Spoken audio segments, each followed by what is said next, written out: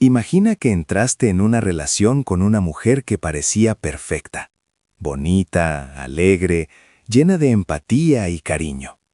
Una persona que parecía comprenderte, apoyarte y hacerte sentir que por fin habías encontrado un lugar seguro.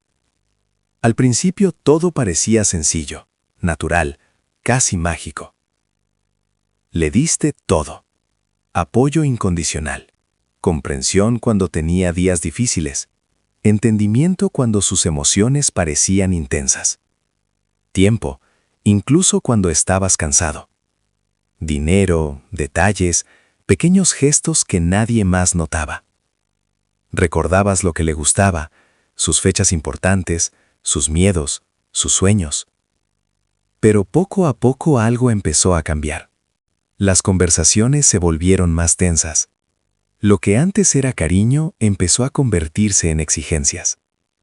Lo que antes era comprensión empezó a convertirse en críticas. Y sin darte cuenta, comenzaste a sentir que caminabas constantemente sobre una cuerda floja. Cada palabra tenía que medirse, cada reacción debía calcularse. Empezaron los ciclos, momentos de idealización, donde volvía a tratarte como si fueras la mejor persona del mundo. Y justo cuando pensabas que todo volvía a estar bien, llegaba la devaluación. Silencios largos, frialdad, críticas inesperadas, castigos emocionales. Aparecieron dinámicas que antes no existían: control, triangulación con otras personas, comparaciones, demandas constantes. Sentías que siempre tenías que demostrar algo más, dar un poco más, entender un poco más. Pero ese un poco más nunca era suficiente. Poco a poco empezaste a sentirte drenado emocionalmente, como si estuvieras dando energía a algo que ya no te la devolvía. Y entonces llegó el momento más difícil, el momento en el que entendiste que aunque querías quedarte, tenías que irte. No te fuiste porque dejaras de querer, te fuiste para salvarte, para proteger tu salud mental, para recuperar tu paz. Te fuiste porque entendiste que amar a alguien no significa destruirte a ti mismo. Bloqueaste el drama, te alejaste de sus castigos, empezaste a reconstruir tu valor, paso a paso. Empezaste a recordar quién eras antes de sentirte constantemente insuficiente. Pero mientras tú empiezas ese proceso, algo también ocurre en ella. Empieza una nueva etapa. Y la primera fase suele ser sorprendente. La fase de la indiferencia aparente. Actúa como si no le importara absolutamente, como si tu salida no hubiera tenido ningún impacto, como si la relación hubiera sido irrelevante. De repente aparecen fotos en redes sociales, sonrisas exageradas, nuevas amistades, salidas constantes, viajes, historias llenas de frases sobre libertad y felicidad. El mensaje implícito es claro: estoy perfectamente sin ti. Pero esta reacción rara vez es una sanación real. No es un momento de reflexión profunda. No es un proceso de aprendizaje. No es asumir responsabilidad por lo que ocurrió. Es, en muchos casos, un espectáculo. Una forma de proteger un ego que se siente herido. Porque admitir que la relación terminó por sus propios comportamientos sería demasiado doloroso. Así que la narrativa se reescribe. La historia cambia. Y ahora el objetivo es recuperar algo que se perdió contigo. Atención. Si logra que dudes, si logra que piensas que quizá exageraste, si logra que sientas curiosidad o nostalgia, entonces el juego sigue abierto.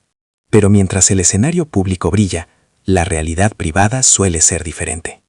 En silencio aparecen emociones que no se publican en redes sociales. Miedo, ansiedad, vergüenza.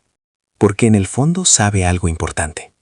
Nadie en su círculo la admiraba como tú. Nadie observaba los pequeños detalles como tú. Nadie estaba dispuesto a comprender tantas cosas como tú lo hiciste. Pero reconocer eso implicaría enfrentar algo que evita constantemente: su propia vulnerabilidad. Y sin vulnerabilidad, no puede existir crecimiento real. Así que la estrategia suele ser huir hacia adelante. Más distracciones, más validación externa, más ruido emocional que evite el silencio. Pero tarde o temprano, ese ruido deja de funcionar. Y entonces aparece la siguiente fase: el juego de la culpa. De repente empiezas a escuchar versiones diferentes de la historia. Ahora tú eras el problema. Eras demasiado emocional, demasiado exigente, demasiado sensible. Quizá incluso te llamen loco, dramático, difícil. La narrativa se ajusta para proteger su imagen. Defectos que en realidad eran suyos ahora aparecen proyectados en ti. Comportamientos que ella tuvo ahora se describen como si los hubieras tenido tú. Ante amigos o conocidos puede presentarse como la víctima de la historia.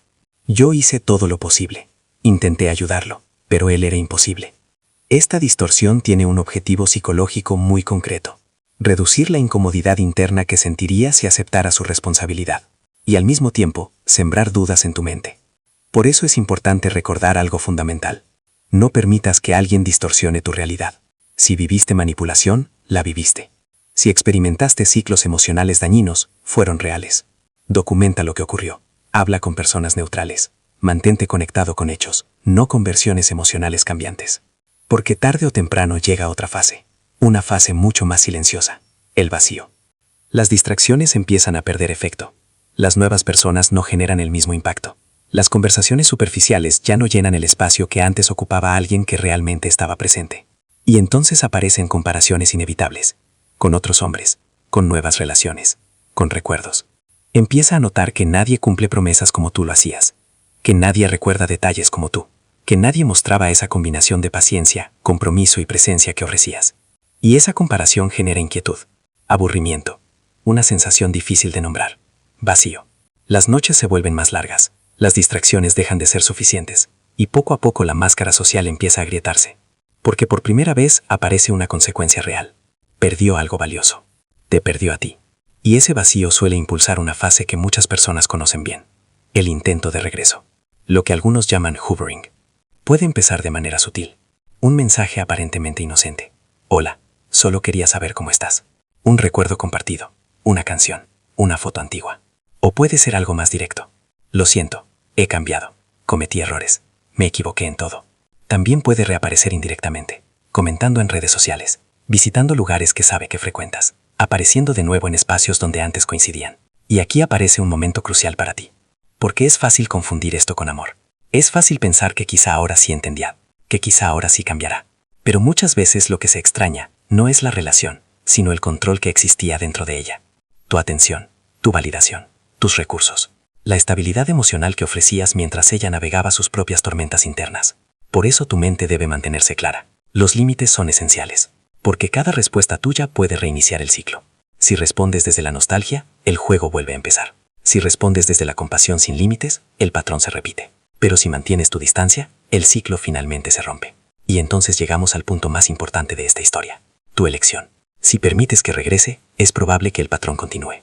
Momentos de calor emocional seguidos por frialdad inesperada. Periodos donde te hace sentir importante, seguidos por fases donde debes perseguir, explicar, justificar. Y de nuevo te encontrarás preguntándote lo mismo que antes: ¿por qué siempre soy yo quien tiene que arreglarlo todo? Pero ahora tienes una ventaja que antes no tenías: la conciencia. Sabes cómo se siente ese ciclo. Sabes cómo afecta tu energía, tu paz mental, tu estabilidad. Y por primera vez puedes hacerte una pregunta diferente: ¿prefieres volver al caos o elegir la paz? Porque el amor real no te obliga a perderte a ti mismo. El amor real no drena tu energía constantemente.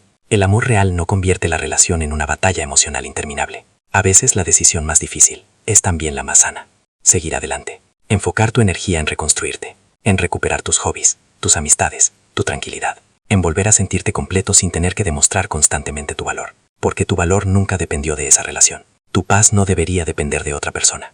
Y tu vida merece algo mucho más estable que un ciclo de ansiedad y drama. Así que cuando mires hacia atrás, recuerda algo importante: no te fuiste porque fueras débil. Te fuiste porque finalmente entendiste algo poderoso: que tu bienestar también importa. Y ese momento, en el que decides elegir tu paz, es el verdadero comienzo de tu nueva vida. A veces la persona que se va no es la que pierde, es la que se salva. Si algo de esta historia resonó contigo, recuerda que no estás solo. Muchas personas han pasado por ciclos similares y han logrado reconstruir su paz, su autoestima y su vida. Cuéntame en los comentarios: ¿en qué parte de esta historia te reconociste más?